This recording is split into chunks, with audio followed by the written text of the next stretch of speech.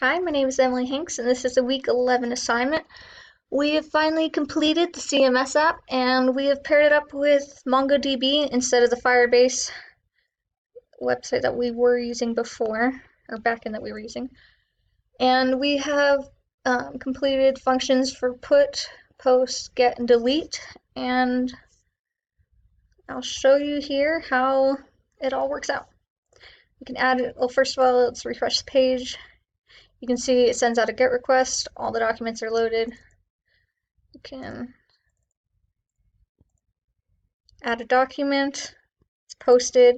We look on the compass here, the GUI for MongoDB.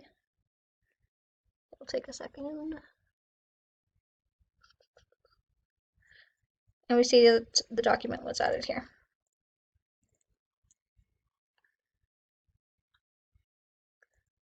Here we can edit it, saves it, sends out a put request, and we can also delete. On to messages, we pull in all the messages. We have the contact showing for each message. You can send out a message and it pulls it up here and posts it. So if I reload, it does keep all the messages. Now to the contacts. Add a new contact. Post, it's showing down here. The browser's, this thing is not showing quite right. But anyway, it is showing up. We can do an edit.